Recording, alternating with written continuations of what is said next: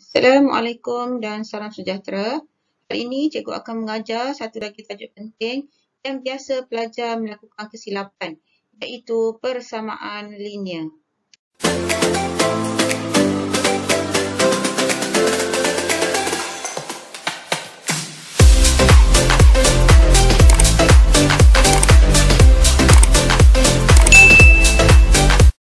Bahagian pertama ini merupakan tajuk yang dipelajari dalam bab 6 persamaan linear iaitu 6.1 dalam matematik KSSM tingkatan 1. Sebelum kita pelajari dengan lebih lanjut, terlebih dahulu kita perlu fahami istilah yang digunakan dalam tajuk ini. Yang pertama, linear.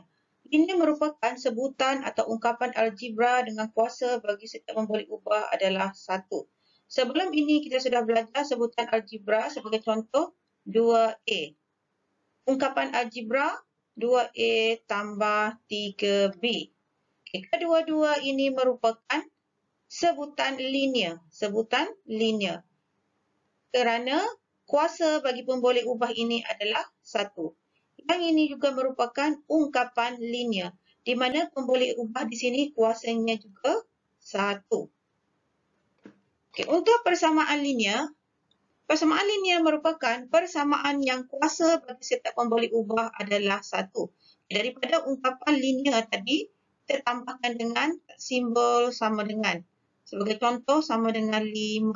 Ini merupakan persamaan linear.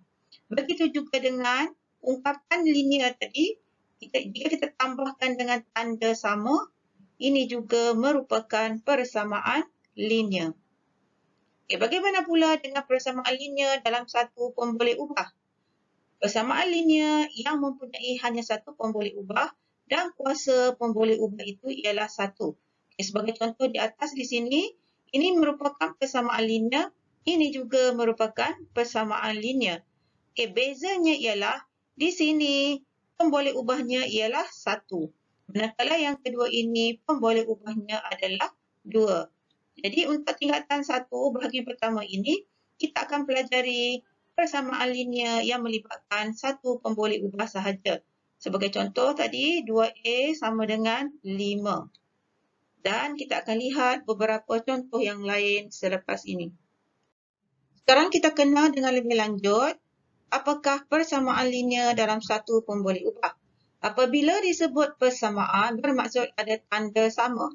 Apabila disebut linear, bermaksud kuasa tertingginya ialah 1. Sebagai contoh, X kuasa 1. Dalam satu pemboleh ubah bermaksud hanya ada satu sahaja pemboleh ubah. Tiga perkara penting ini digunakan untuk mengenal pasti persamaan linear dalam satu pemboleh ubah. Sebagai contoh, 3X tambah 1 sama dengan negatif 5. Di sini ada satu pemboleh ubah, kuasa tertingginya 1 dan ada tanda sama dengan. Ini persamaan linear dalam satu pemboleh ubah.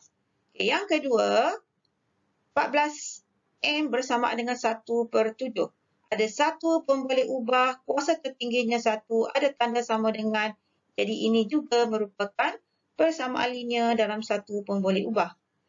Yang kedua, yang seterusnya, di sini ada dua pemboleh ubah. Kedua-duanya kuasa tertingginya 1 merupakan persamaan linear. Kerana ada tanda sama di sini. Walau bagaimanapun di sini ada dua pemboleh ubah. Jadi di sini bukanlah persamaan linear dalam satu pemboleh ubah, sebaliknya ianya merupakan persamaan linear dalam dua pemboleh ubah. Di dalam kategori ini ianya bukan. Seterusnya kita lihat Y kuasa 2 tambah 3Y sama dengan 1. Pemboleh ubah kat sini ada 1 iaitu Y. Namun demikian kuasa tertingginya ialah 2. 2 bermaksud bukan linear. Jadi ini bukan persamaan linear dalam satu pemboleh ubah. Dalam matematik tingkatan 1, ada 3 kaedah yang digunakan untuk menyelesaikan persamaan linear. Iaitu, yang pertama, kaedah cuba jaya. Yang kedua, kaedah pematah balikan. Yang ketiga, aplikasi konsep kesamaan. Dalam video kali ini, cikgu hanya fokuskan kepada kaedah aplikasi konsep kesamaan sahaja.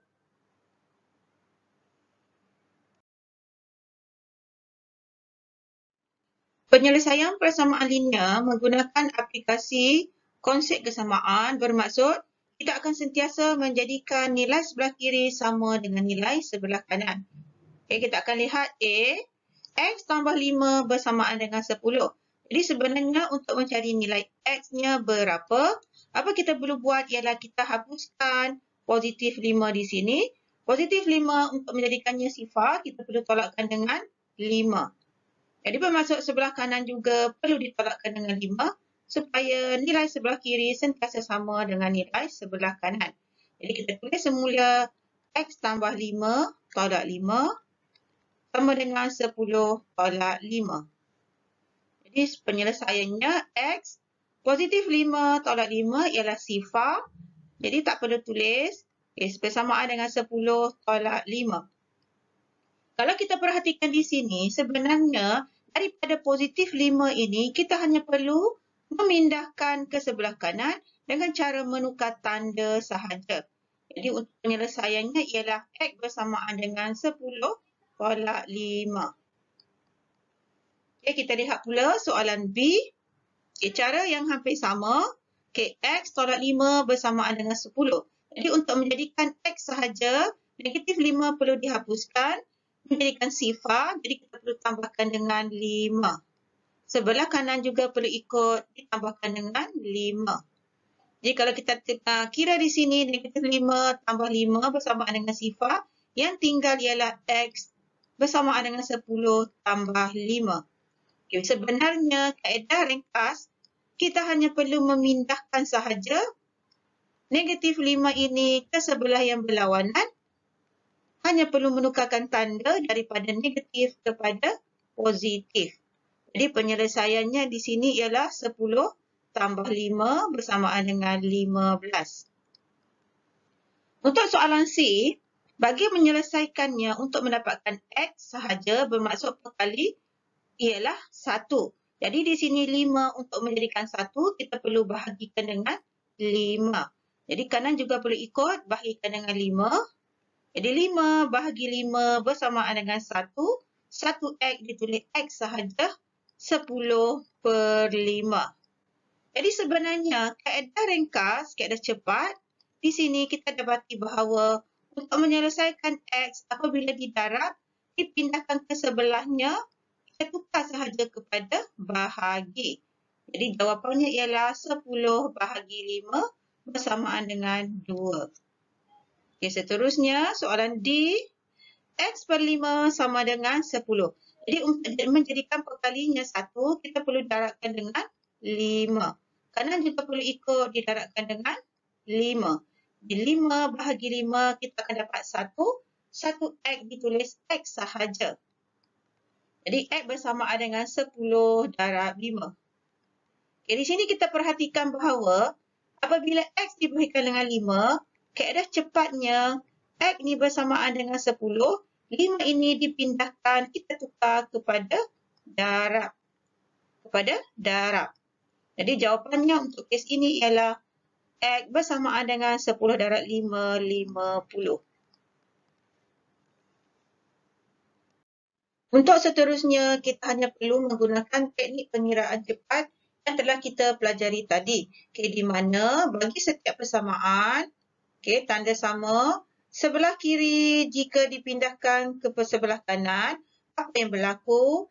Tanda positif jika dipindahkan ke sebelah kanan persamaan, akan kita tukar kepada tanda negatif.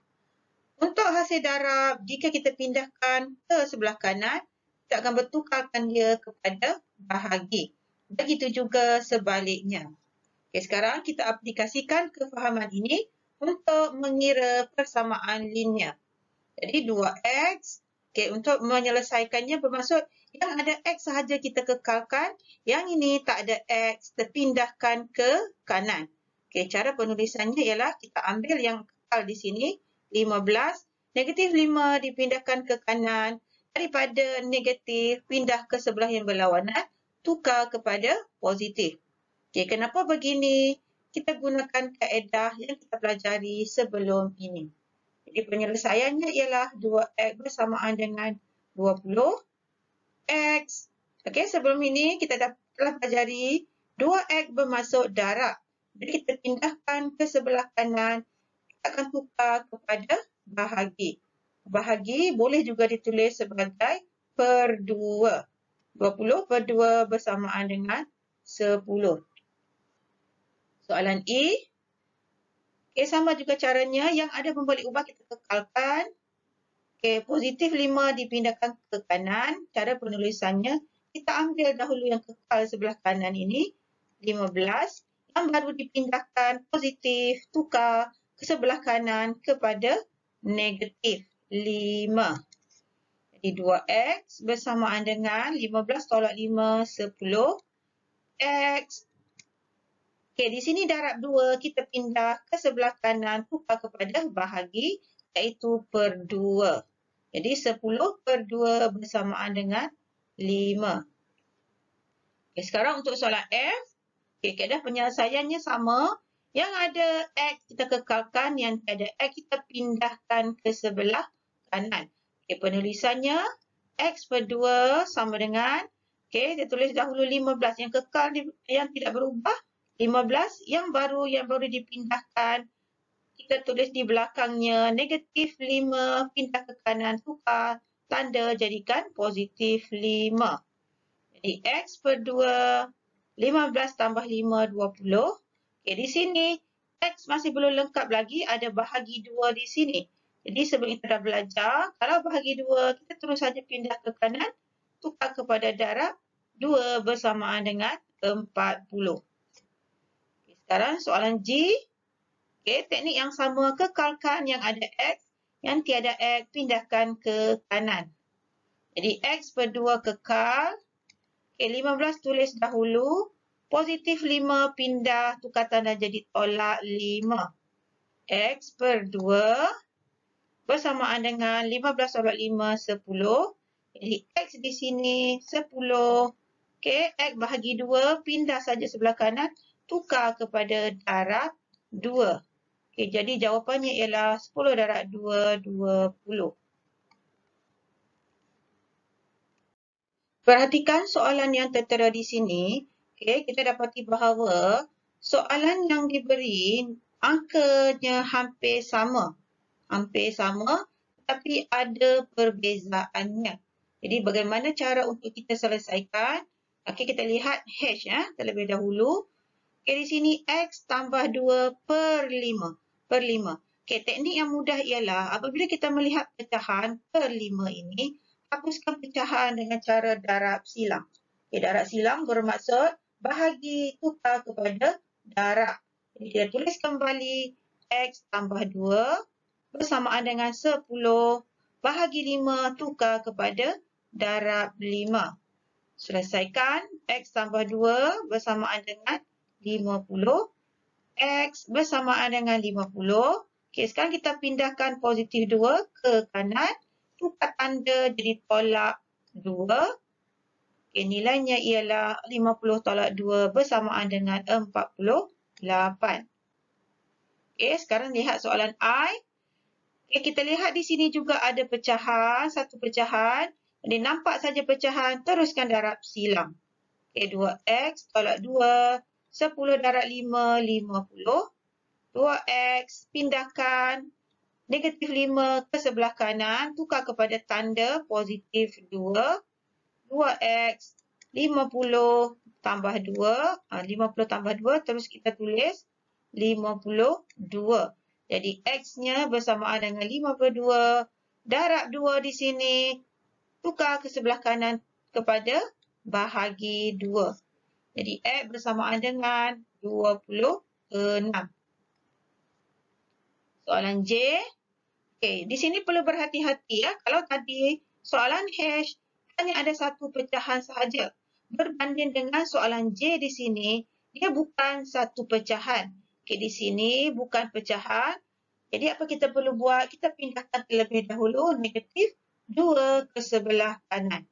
Jadi yang tinggal ialah X tambah 2 per 5, 4. Okey, negatif 2 pindah ke sebelah kanan, dia akan jadi tambah 2. 4 tambah 2 bersamaan dengan 6. Okey, sekarang hanya ada satu pecahan sahaja. Jadi kita boleh buat kaedah darab silang sebelah sahaja, okey, untuk menghilangkan pecahan ini. Jadi X tambah 2. Okey, bahagi 5 tukar ke sebelah kanan akan dapat darab 5. Jadi 6 darab 5 bersamaan dengan 30.